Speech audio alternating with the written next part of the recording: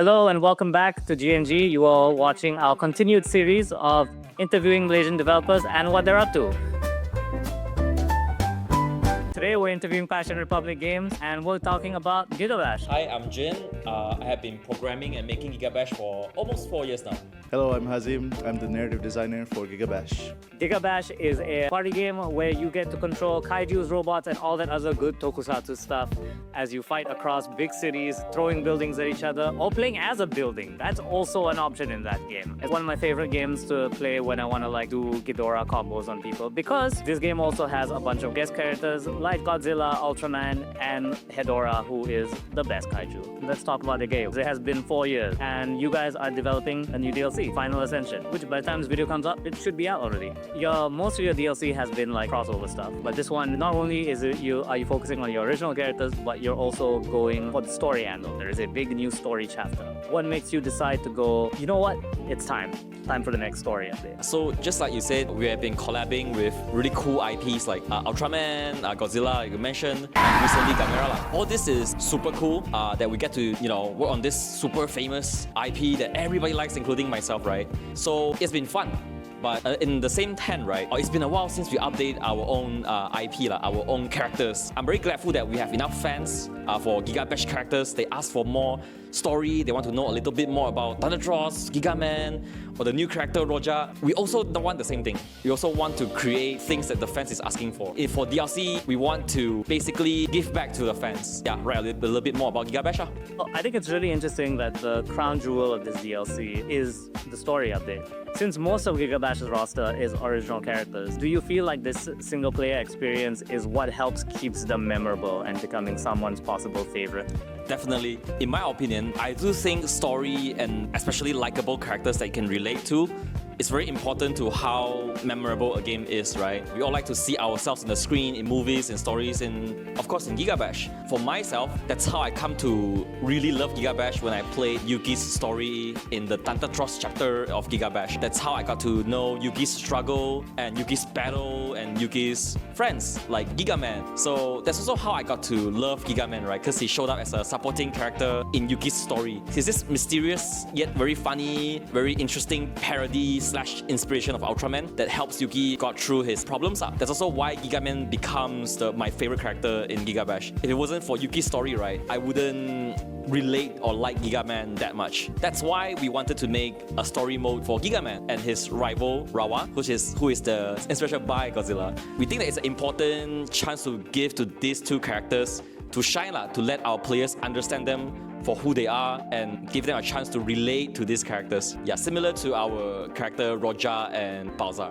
Yeah, and on that note as well, because you mentioned there's been no Gigaman story up until this point. For Hazim, now that everyone's been waiting for the Gigaman story, what kind of juice you putting in this for guest people like Hyde Flair's Gigaman? So for the story of Gigaman, we wanted to put an emphasis on more relatable human emotions, because he's a larger-than-life character for sure.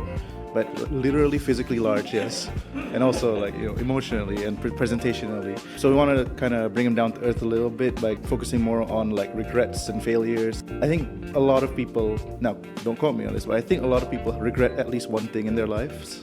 Yeah, sometimes more than one. And in the story, in the DLC, Gigaman is in a rut kind of emotionally where he can't quite pull himself out of it. I think having an experience like that is gonna resonate with a lot of people, and I think people will be excited to see how he gets out of that. So I wanted to inject all of those feelings into the story, and hopefully, a lot of people, maybe right now, they find themselves in a rut and they don't know how to make it out. So maybe Gigaman's story will inspire them. On a similar note, what would you guys say you have learned the most from working on GigaBash over the years? Making video games is hard. It's really hard. Wow, according to Reddit, it's super easy. I was one of those Redditors once. For me, transitioning from, I used to be a mostly solo worker, and then entering a large team like this, adapting to the whole dynamic, it's a doozy. I don't know, I thought it was pretty simple to write stories for video games. It can't be that hard. I'm just putting words down in the computer. Turns out those words, you have to go to modeling team, they have to model the stuff that you add, and then those that need to go to rigging and animation, and then the engineers have to put it all in, and then marketing is to make sure, the thing that you made isn't accidentally really bad and offensive. expensive, you know. So there's a lot of like, you're not just writing a story per se, you're making sure that this story works with everybody that you're working with as well. So you have to manage their expectations and what's going to come out from your end and what's going to come out from their end, and then there's the whole time and stuff, you know. Yeah, it's hard. It's much harder than I think. I would echo a lot of what Hazim shared here. Basically, my biggest lesson is, making video games is very hard, and that's saying a lot because I have been on this industry for like 3 years before I started this DLC. I have been in GigaBash for almost 3 years, and then that's where we started developing Final Ascension. Even with 3 years of experience under my belt, right, I still felt like, that was incredibly hard. When Hazim and I is writing for the scenario of the story, it's very easy to imagine, right? It's like, for this scene, I want 50 explosions, and then 2 other hero cuts into the frame, do a very cool super combo that blasts the guy to space, 5 more explosions. It's all amazing in my brain, right? Then I'll tell my designer, or I'll tell my engineer, I'll tell everyone, it's like, guys, I have a very cool idea. We need 50 explosions, each different color, 5 guys randomly appear this place, do a super cool pose, blah blah blah. But then when it comes to executions, then who is gonna make the 5 different explosions or all those crazy stuff, right? How many times it's gonna take? We don't have infinite time. We cannot make a game for 20 years. We cannot make like everything happen. So definitely very difficult. There's a lot of things I have learned after making this DLC. And lesson number 2 that I learned is that it is because that it is so difficult, right? It is very humbling to realize that I need help from everyone in our friends, my teammates. It wasn't for them listening to my crazy ideas and basically grabbing me before I want to fly too far away that, wait, this is how you should do it, and I'll help you accomplish the goal we set out to do. It makes me appreciate my team a lot more because it's that hard. So yeah, it was very fulfilling making something so difficult and see it come to fruition with my friends. It's a very much a team sport for you guys. And I think a lot of the project's longevity is tied to the fact that you guys are working as a team on this. And it also ties into our next section where I get this suspicion that you guys might like Tokusatsu. Something about this. No, how do you?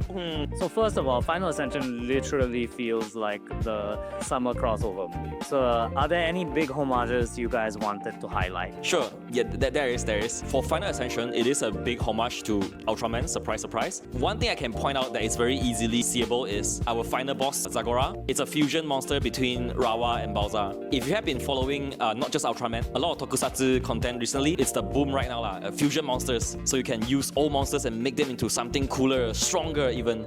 We explored the same thing and make it also very interesting for our character, Zagora. That is one of the obvious inspirations, and I think it turned out very well. Second one, also very obvious if you watch Ultraman. So the human connection between the main character Sho and his Ultraman power giver god character Gaia is very much inspired by the human host connections a lot of the Ultraman series has covered and delved into. So that one was also one of the huge inspiration. Of course, not just Ultraman, we still have our rival character Rawa, who is inspired by Godzilla. He is the king of the monster in our story also, just like Godzilla is. So in the story, he also roars to command other lesser monsters to do his bidding, just like that. It's pretty hype when a character uses a different character's weapons. In our original draft, had for the finale scene, Roja pick up Thundercross's sword and use it to deal the final blow against the enemy, Zagora. But, as cool as that is, we were like, we could make it more Tokusatsu. We could turn Roja into a weapon. We could have Thundercross wield the Roja mech as a cannon, fire a beam that will connect with Giga Man's beam that will beam into Zagora. Yeah. Because as you know, Power Rangers likes to combine their weapons into a cannon. Why not just let them do that? Let them combine into a cool cannon. Alright, so now you're working on GigaBash. The important question, who's your favorite kaiju? Okay, so 3 of my kids are here. They should not listen to this. Okay, so it's Concrete with a bullet. Concrete is my favorite kaiju because it's such a unique design, like a building that is also the kaiju. It's just really funny. I haven't seen it quite anywhere else before. And you know what, Jin? I noticed when I was playing GigaBash, because I was a fan before I was a dev, there's no concrete story mode. There's no concrete even in the story. As soon as I was in the writing chair, I was like, I knew I had to give Concrete a more concrete role in this story. I'm wearing both hats, developer and fan. I'm putting in what the fans want, what I want.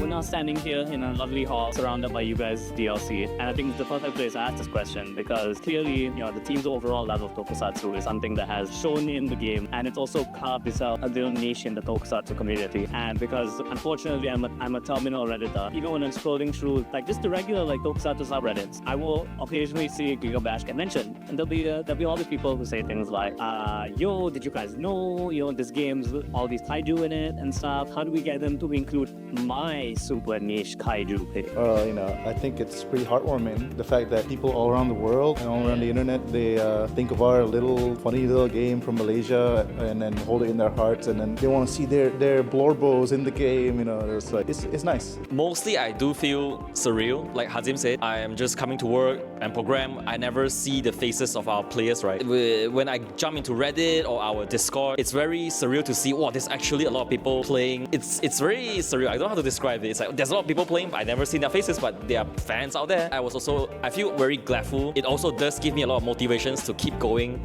and I want to make the fans happy. For the fans out there that wants your character to be in the game, we are listening and we're trying our best. So over the years, I would see GigaBash at a lot of Malaysian events. Like you guys are basically a permanent fixture at Level Up KL, where I see people trying to beat up their friends at your booth. It also helped because I think in Malaysia we have a lot of exposure to Tokusatsu. Shout out to the NTV7 generation, 9 in the morning.